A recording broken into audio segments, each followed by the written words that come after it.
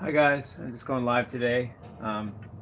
Just I'm on my front porch like I do. I have a guitar in my hand. Let me see if I can maybe tune it up.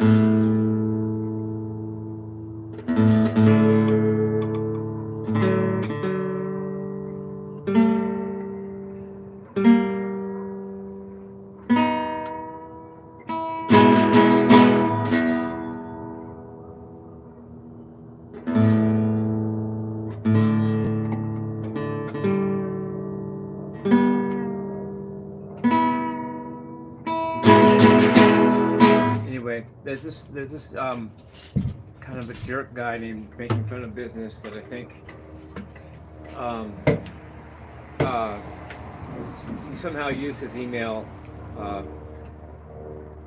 presence to make me think that Jimmy Fallon had invited me to be on his show, and maybe that was a scam. But there's a new thing. Also, Stephen Colbert gave me some email. Gave me an email that seems much more official. He wants me on his show. Um, they actually gave me the number of the studio, and I've made a call, and so I might maybe the Stephen Colbert thing is legit. So the Jimmy Fallon thing might not be. Good job, making fun of business. You got me. Uh, you, you know, he's kind of a, there's haters and there's trolls and whatever they are, and so sorry I bought into it. So if it turns out to be a scam, so it might have been, but the Stephen Colbert thing seems legit. Um, Maybe we'll find out. We'll see. Um, and if the Jimmy Fallon thing might still be good. I don't have any proof that it hasn't gone south. It's just that I have a feeling that this making fun of business guy might have been just putting me on about it. But that is, I don't know that yet. So for all I know, it's still happening. Um, but I'm just cautioning everybody that I might have been an attempt at scamming me. But whatever. First of all, I didn't lose anything. I wasn't on the Jimmy Fallon show to start with, and second of all, the Stephen Colbert thing might happen too, or instead. So I'm good. And this making fun of business dude really looks like a weird dude, and he looks like a jerk, and whatever. But if his thing is to just be a jerk, I guess he's doing a good job at that, right? Anyway, this is my new acoustic guitar. Any other? I'm trying to think if there's any other drama I want to talk about. Let's see, any other drama? Don't think so.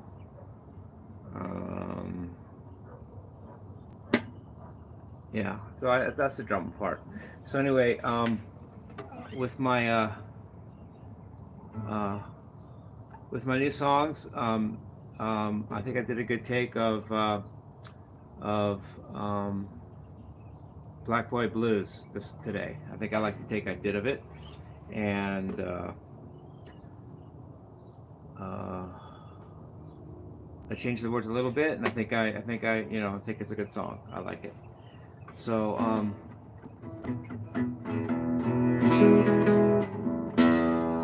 been enjoying doing karaoke lately. It's nice meeting people that are cool and like music. I do karaoke twice a week at the Cove. That's Tuesday at 7 o'clock, and Thursday at 7 o'clock, and I do Friday at 7 o'clock at the Champion. So anyway, that's a beautiful guitar here.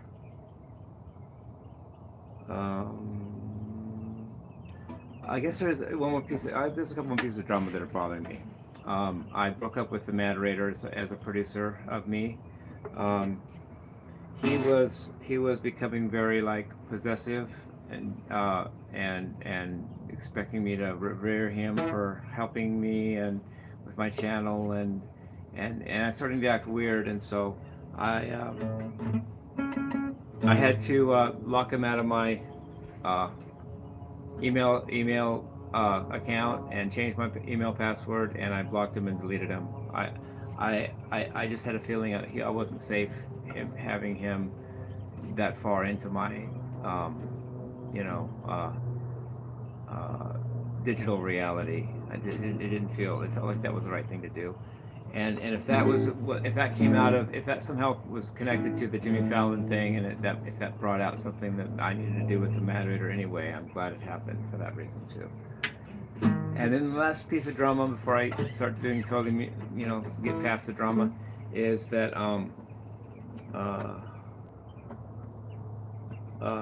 there's a video where my wife kind of pushes me because she said I was too loud in one of my takes of Black White Blues, and I just let her push me, and I didn't even miss a beat. So I stayed focused, and anyway, about guitars and things. What do I have to say? It really would be cool if I get to be on the Stephen Colbert Show. That'd be really cool. I have six original songs that I've got on my channel, and I'm happy with I'm happy with them. So.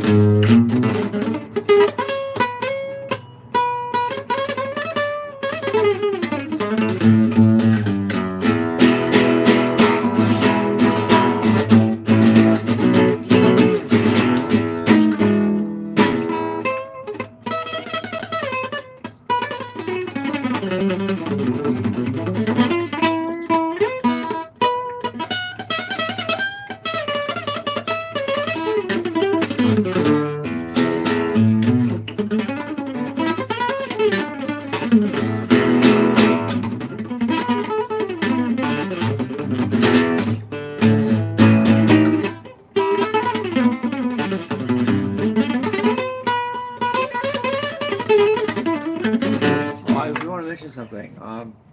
Someone said they want me to do Eugene's Trick Bag from the Crossroads movie. I'm going to try to do that soon.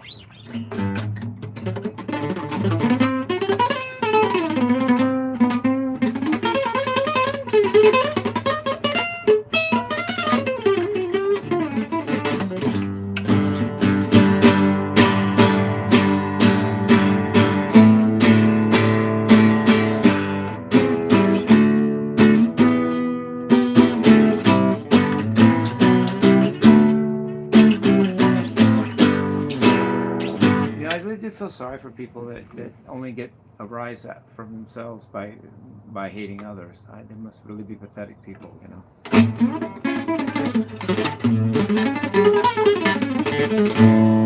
Such as making fun of business. Reminds me of such a person.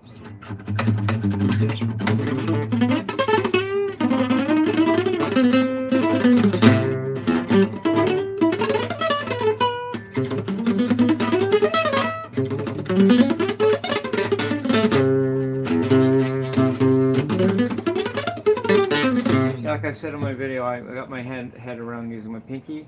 I'm doing good at that, and also pitch axis. I've got my head around that. Let's do some pitch axis. I'm going to try to pitch axis thing in A right now. An A chord.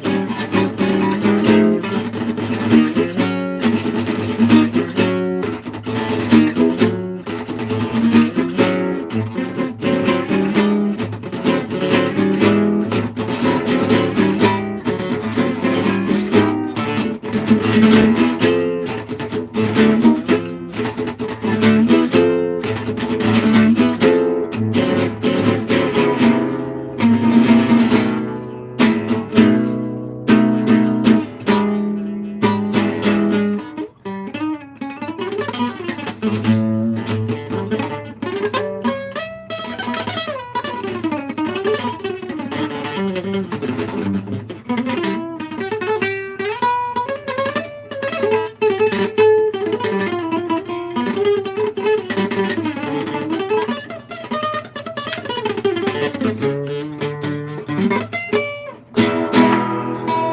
guess like the sound of the sitar, I can like it.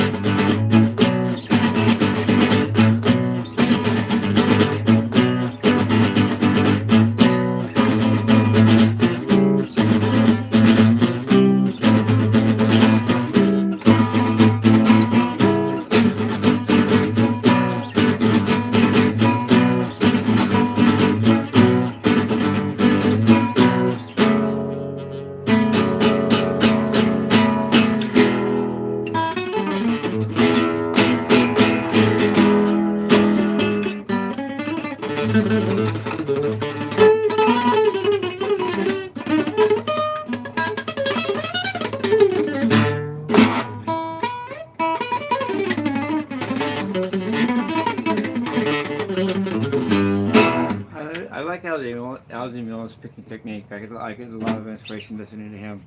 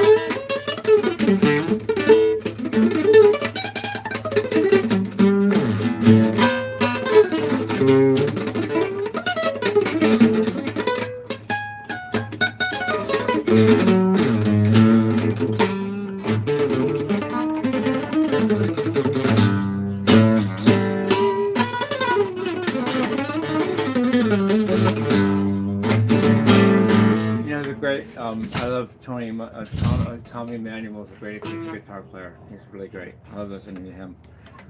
He's cool.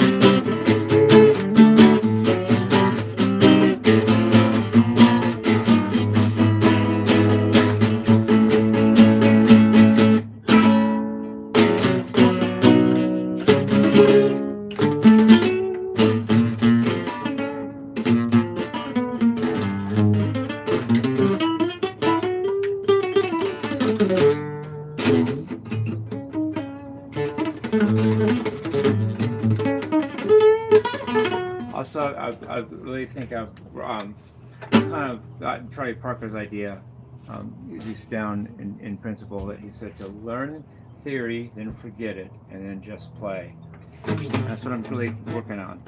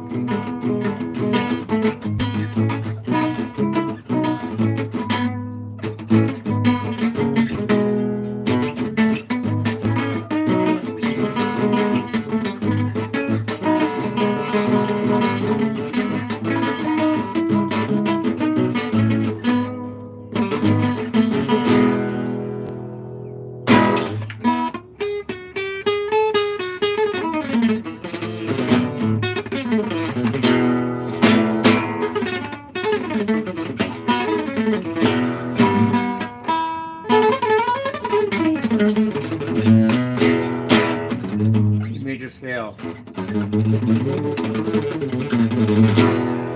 Just major scale sounds so pretty to me. This is an E major scale.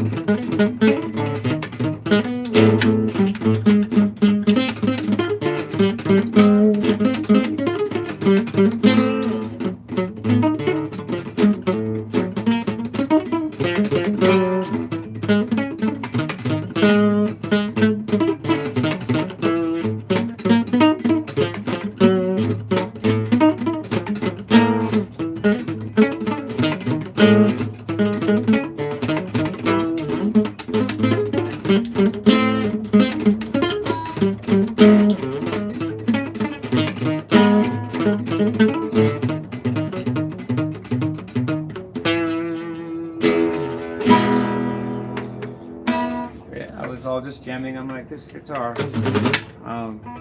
Music's a great thing.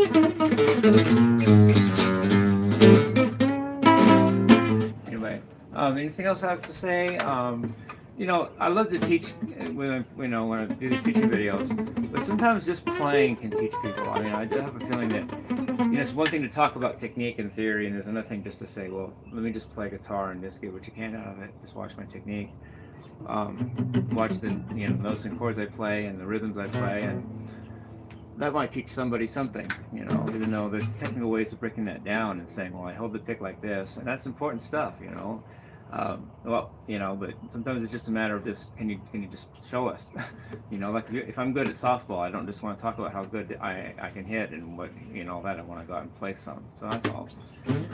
Speaking of the pick though, Eric Johnson recommends holding the pick very lightly. He says he doesn't hold it very hard, and I kind of picked that up from him.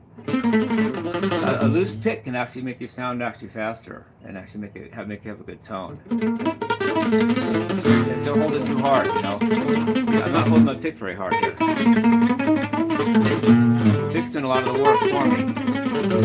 I don't have to hold it really tight. I just have to make sure I hit the right strokes and notes. I don't have to hold it tight for that. Another thing Eric Johnson said, he said, don't hold your breath when you're playing fast. It'll screw your tempo up, Just keep relaxed and just keep your breath flowing in and out, Don't tense up and hold your breath when you're playing fast. It'll screw up a few things. So just keep relaxed. The moderator told me, relaxed hands are fast hands. And that's true. I think he had a good point. Notice I'm using my pinky. I'm using my pinky here.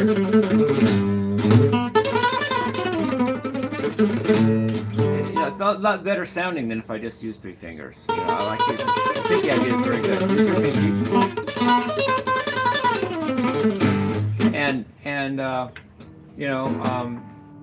And the vibrato is good too. You want to do vibrato. Little backstory on my vibrato learning. When I learned vibrato about I don't know, maybe 10 years ago, I actually felt sad for like 3 months. Like I had the blues in me. Because bending is very bluesiness. You feel bluesy when you bend, And I actually had the blues for like 3 months after I learned how to vibrato really well. I actually had a case of the blues for about 3 months until I finally said, snap out of it, Jimmie. It's just a guitar technique. You don't have to feel it that deep. One thing with this guitar I like is that the nylon strings suit me because I like the way they're thicker than the steel strings. They sound brighter and they're a little softer, and also there's 3 unwound ones and then there's 3 wound ones. Whereas when you buy a steel string acoustic guitar, you always only have 2 wound ones, and 2 unwound ones and 4 wound ones. And I don't like that because it doesn't mimic the electric guitar. Electric guitar has 3 unwound and then 3 wound strings, and so does a nylon string. But a steel string acoustic guitar has 2 unwound strings and 4 wound strings. Every time I get an acoustic guitar that's steel, I have to fuss with the G string, 3rd string, because they always make it a wound string, and I want that to be plain. And so that's one reason I think nylon strings are for me, because they have the 3rd string is plain rather than wound, like electric guitar is. So anyway, love you guys. Thanks for hanging on with me here. Anything else I'd say? And should we do a tribute? Just not playing wise, but speak. I'm really into Eddie Van Halen, like lately, and he's like my main guy. But I don't forget Randy Rhoads. It was push and pull between Randy Rhoads and Eddie Van Halen that made a lot of good progress in the guitar community. I have a feeling. Eddie alone wouldn't have done it as well. He needed Randy to push him. Randy came on the scenes and threatened him musically because he was some ways better than Eddie, or at least on Eddie's level, and Eddie had to kind of up his game. And then Randy was really cool for the scene, combined with Eddie. In fact, I have a theory about Fair Warning, which came out in 1981. That's the year he got married to Valerie Bertinelli, but that's not why I think that was a dark album for him. I think that was a dark album for him with such great solos on it, though, by the way, because that's when Randy had just come out, and Eddie felt Randy's presence to the point where Fair Warning was like a dark but yet excellent solos album. I think Randy did that to Eddie. I think Eddie was reacting to Randy's influence and the way Randy. That's a different feel than the first three, 2 or 3 albums. Van Halen and Van Halen one. I mean Van Halen and Van Halen two, and maybe even Women and Children first, or at least the first two. Eddie was king of guitar. Randy comes along, and then Eddie does a little darker, but he does a deep, but he solos brilliantly in Fair Warning. It took the push and pull between Randy and Eddie to make the '80s all that it was. Anyway, I'm gonna get ready to go on my walk, and I guys love you guys. Peace out and have a great day.